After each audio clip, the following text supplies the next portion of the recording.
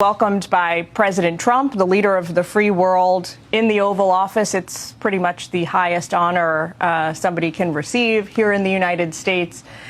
How did that meeting go? What commitments did you make to the president? And I think most importantly for Americans, are the U.S. and Syria now allies?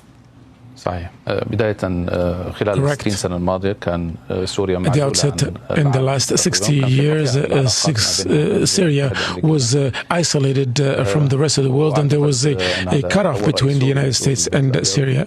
And this is the first time a Syrian president visits the White House since the establishment of Syria in the 40s of the last century. And so after the fall of the former regime, Syria has entered into a new era, and this will build on a new strategy with the United States, especially with the United States.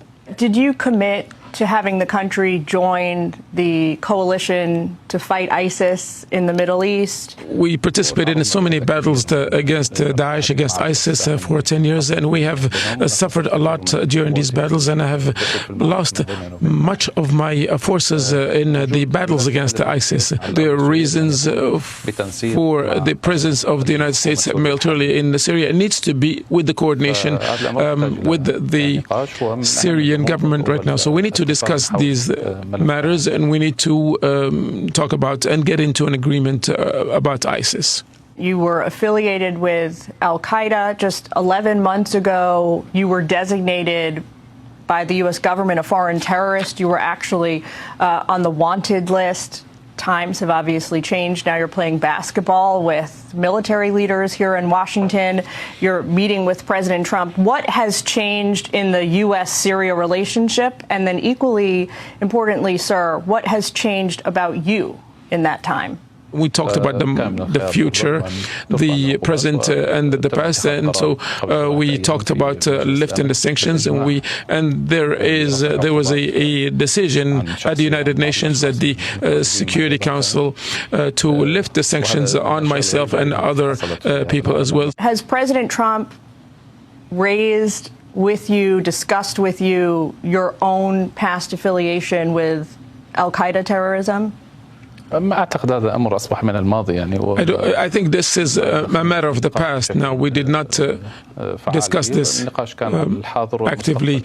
We talked about the president and the future. We talked about the investment opportunities in the future in Syria, and so that Syria is no longer looked at as a security threat. It is now looked at as a geopolitical ally, and it's a place where the United States can have great investments, especially extracting gas. Do you, Mr. President, have regrets that al-Qaeda carried out those attacks that killed 3,000 Americans?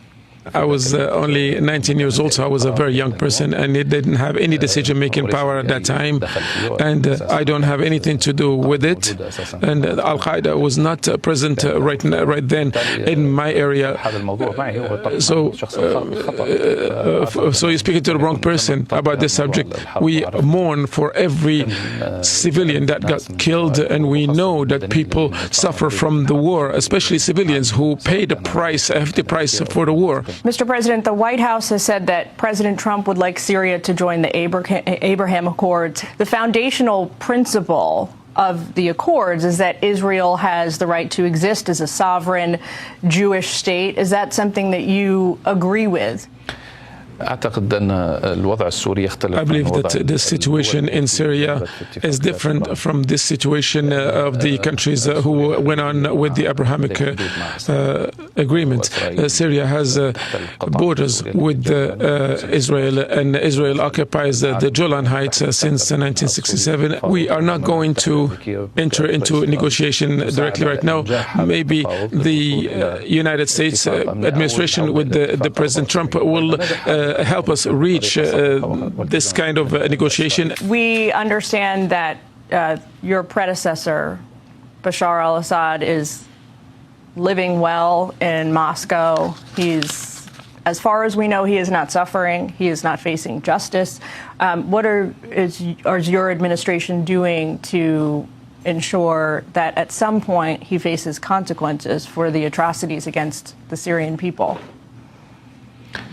يعني روسيا كانت بشكل أو آخر منخرطة في Russia has participated in one way or another in the war against the people of Syria. So part of the negotiations that took place with Syria is that those who are wanted should be surrendered to Syria, including Bashar al-Assad.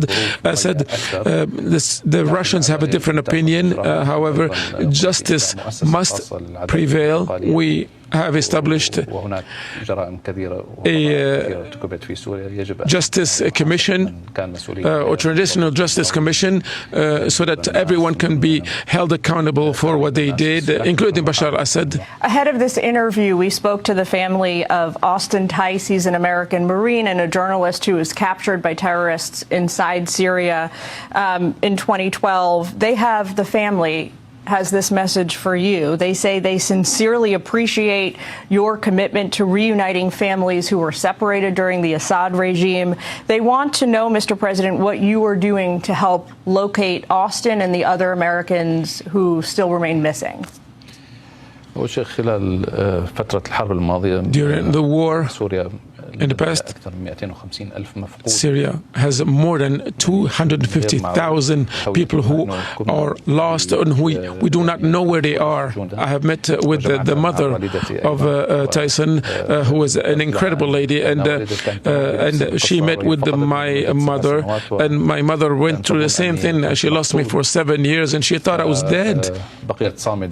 So she stayed the course, and she believed and strongly believed that I was still alive, while everyone around her told her that I was probably dead. But she stayed the course. I asked my mother to tell the mother of Tyson about her experience and to tell her about how much I feel what she feels and the loss of her child. And she's a strong woman, and I'm going to do everything in my power so that she can have important and enough information about her son, her and the other U.S. citizens, all the other people who have been lost in the past several years.